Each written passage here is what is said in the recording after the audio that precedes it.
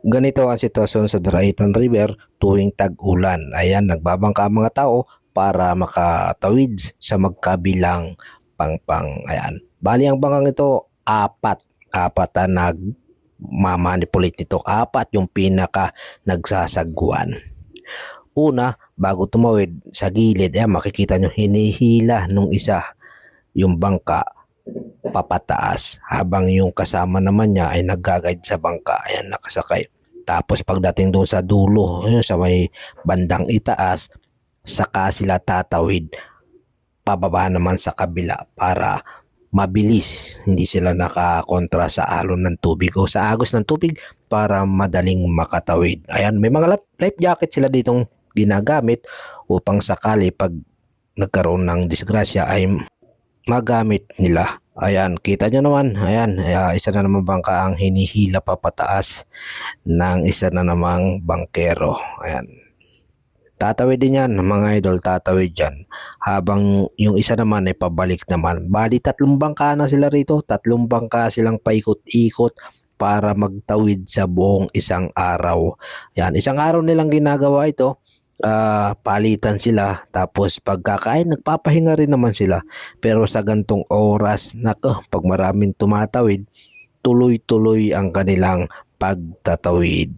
Pero pagdating ng gabi hindi na sila nagtatawid kasi medyo delikado na yan pag ganyang kalaki, tapos madilim pa, medyo delikado yan, kaya ingat-ingat mga idol sa pagtatawid. Ayan, kita nyo naman, no. Bali ilang tao din yung nakasakay.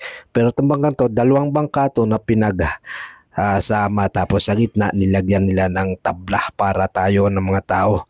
Doon sila nakatungtong sa gitna. Tapos yung dalawang bangka, merong apat na taong nagtutulong-tulong na magsagwan para mabilis makatawid sa kabila. Ayan, kita nyo naman, medyo malaki talaga yung ilog, medyo maalon, tapos may current. Mabilis to, kung hindi ka marunong lumangoy dito, 100% mamamatay ka rito pag dito ka naligo. Ayan mga idol. Ayan, abangan natin. Bali yung isa kanina bumaba. Ngayon mayroon pang dalawa. Dalawa yan. Dalawa silang tatawid papunta sa kabila. Ayan, abangan natin mga idol. Ayan na. Ayan na mga idol. Sumasagwan na. Bali wala silang sakay. Apat lang sila na nagsasagwan dyan. Ayan o, papunta sa kabila. Yung mga pasahero nila nandoon sa kabila. Papalabas naman yan. Papalabas ng Daraitan. Ayan. Dami yan mga idol. Dami yung mga pasahero na tinatawid sila araw-araw dyan. Ayan. May mga kalakal pa nga eh. Ayan, nakatawid na yung isa. May isa pa.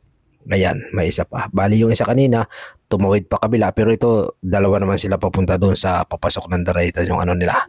Ayan no, wala rin sakay. Bali ang mga pasahero ngayon, papalabas na. Pag gantong oras sa hapon, papalabas sila. Ayan no. Walang naliligo dito ngayon. Dati, pag araw ng linggo, marami naliligo. Pero ngayon, malaki nga ang ilog. Kaya ayan, tabla-tabla muna, wala mo nang ligo-ligo mga idol. Kaya doon sa mga inabot ng baha na maliligo dyan, shout out sa inyong mga idol. Lugi kayo ngayon, hindi kayo nakaligo.